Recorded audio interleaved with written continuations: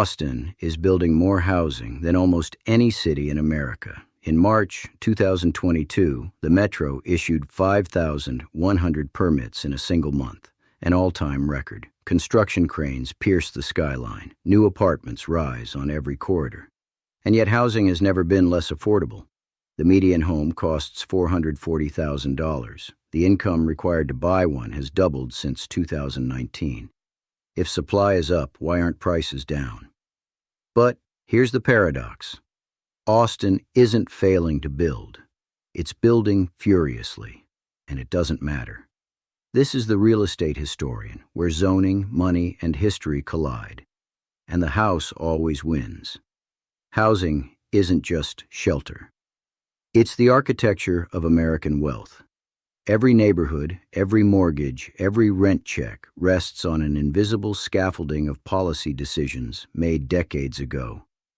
And if you trace Austin's zoning maps back far enough, you discover something unsettling. The shortage isn't accidental, it's designed. That doesn't mean there's a conspiracy. It means there's a system, one that was engineered not in 2020, not in 2008, but in 1928. And understanding that system is the first step to understanding why Austin, despite all its cranes and permits and construction booms, still can't house its own workforce. To understand how we reach this point, we need to go back to 1928. That year, the city of Austin commissioned a master plan from a Dallas consulting firm called Koch Fowler. The assignment was simple: design the city's future.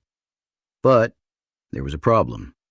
The Supreme Court had just ruled in 1917 that explicit racial zoning, designating specific blocks for specific races, was unconstitutional. Austin's city fathers wanted segregation. They just couldn't write it into law. So Koch and Fowler found a loophole. They recommended the creation of a Negro district in East Austin, an area roughly bounded by what is now Interstate 35 and the city cemetery.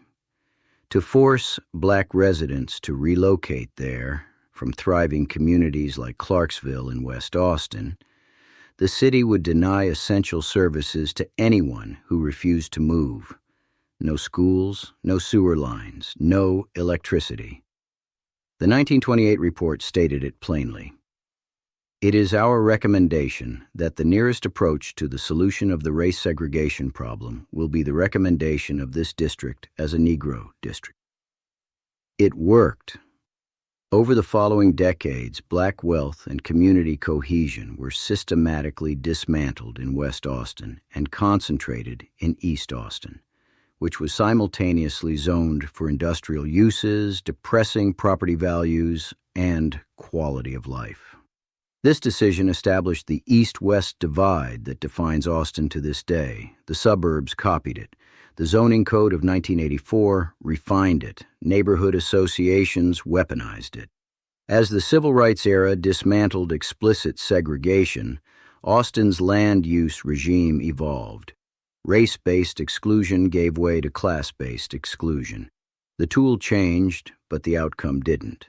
Single-family zoning spread across the city like a regulatory virus, eventually covering the vast majority of residential land.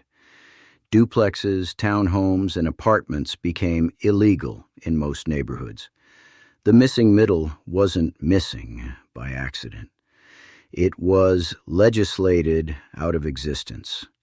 Fast forward a century, and Austin has become one of the most expensive cities in Texas and one of the most volatile housing markets in America.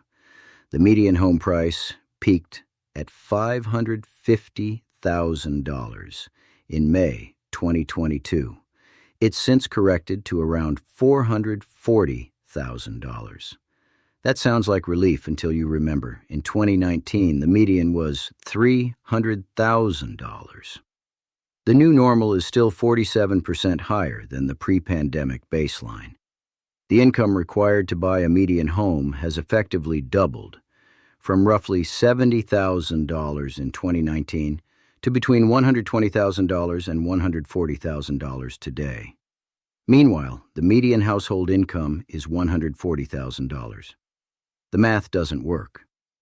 And here's the volatility. In August 2025, total housing permits collapsed to just 1,210, down 60% year over year. Multifamily permits, the apartments that actually create density, dropped by 97%. Only 41 units permitted in the entire metro. The missing middle? 16 permits for the whole month.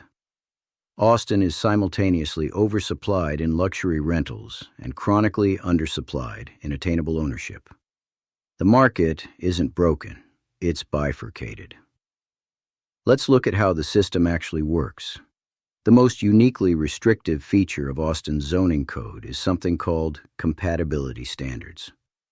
Unlike traditional zoning, which regulates what you can build on your lot, compatibility regulates what can be built near your lot. If an apartment site sits within 540 feet of a single-family home, its height is severely capped. A single 1,200-square-foot bungalow can dictate the vertical envelope of a development site 2 blocks away. One house controls the skyline of an entire corridor. It's a cone of silence. Density is theoretically allowed, but practically prohibited. This rule alone has likely eliminated tens of thousands of potential units over the last 2 decades. But there's a deeper layer, the most powerful of all: the homeowner. Economist William Fischel calls it the Homevoter Hypothesis. Homeowners behave as political actors motivated primarily by the protection of their largest financial asset, their house. Because a home is an undiversified investment, you can't sell shares of your kitchen to hedge risk. Owners are hypersensitive to any change that might threaten property values. This creates a feedback loop. Homeowners buy in desirable areas. They vote for zoning restrictions. Restrictions limit supply. Limited supply raises prices. Higher prices increase their wealth. Wealthier homeowners have more political power. They use that power to maintain restrictions. It's not corruption. It's democracy working exactly as designed. In the 2022 midterms, 58% of homeowners voted. Only 37% of renters did. In local elections, where zoning is decided, the gap is even wider. Austin has over 500 registered neighborhood associations. They monitor site plans, hire lawyers, and mobilize voters. City Council doesn't decide what gets built. Homeowners do. For decades, this system sustained itself through rising incomes and falling interest rates. But when reformers tried to change it, we saw exactly how entrenched it was. In 2012, Austin launched CodeNEXT, a comprehensive rewrite of the Land Development Code. The goal was to simplify regulations, allow more missing middle housing, and align zoning with transit corridors. It was technocratic, it was necessary, and it triggered a political civil war. A coalition called Community Not Commodity organized homeowners from central neighborhoods. They argued that density causes gentrification, that the code rewrite was a giveaway to developers, that it would destroy neighborhood character. They collected over 30,000 signatures, far exceeding the threshold to force a referendum. In August 2018, facing a poisoned process and a polarized electorate, the City Council voted to terminate CodeNEXT entirely. Mayor Steve Adler called it misinformation preying on the worst fears of Austinites. The death of CodeNEXT meant Austin reverted to its 1984 code, leaving every structural barrier intact, just as the city entered its most explosive period of growth. A lost decade designed by petition. And yet, even after the pandemic boom and bust, even after rents fell and prices corrected, the same logic restarts. That's because Austin's affordability crisis isn't a market failure. It's a system working exactly as designed. The city doesn't actually want affordable housing. Not really. And that's not cynicism. It's math. The median American household has 66% of its wealth in home equity. A 20% price drop isn't relief, it's a recession. Austin homeowners who bought before 2020 have seen their largest asset appreciate by 50% or more. They have no incentive to support policies that would reduce that value. Every vote to block new construction is a vote to increase their own net worth. Politicians don't actually want to solve the housing crisis either.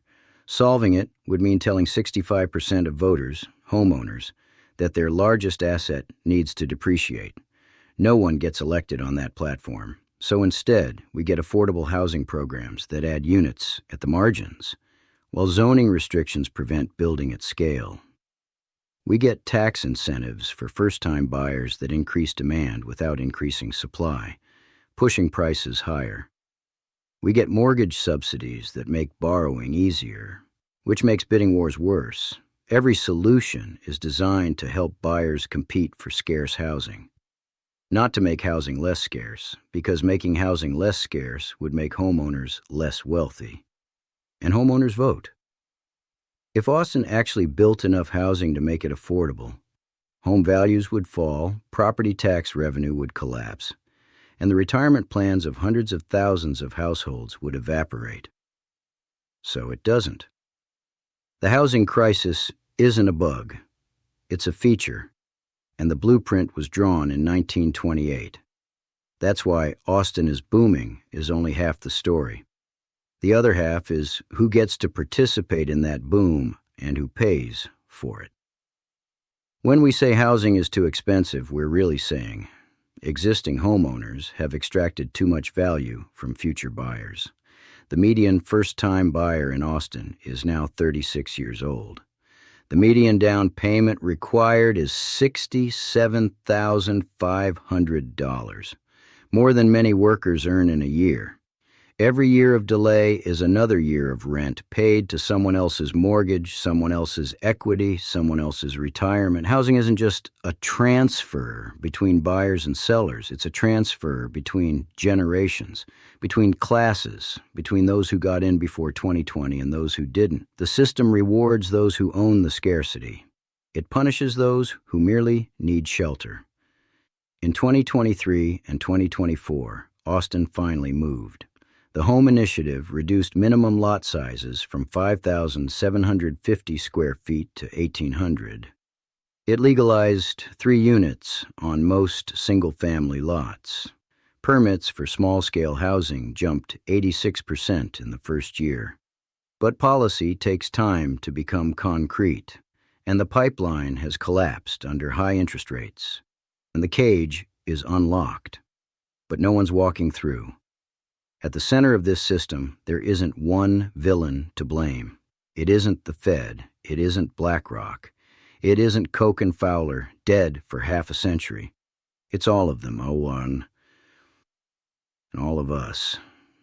Austin is a city at war with its own future, trapped between the inertia of its exclusionary past and the urgent necessities of its demographic present. A house once meant shelter. Today, in Austin, it means speculation. But if the next generation can't afford to buy, who will the current owners sell to? And we'll remember what the 1928 plan really built. A city where affordability was never the goal. If this gave you a new perspective, subscribe. The answers are in the policy. I'll show you where to look.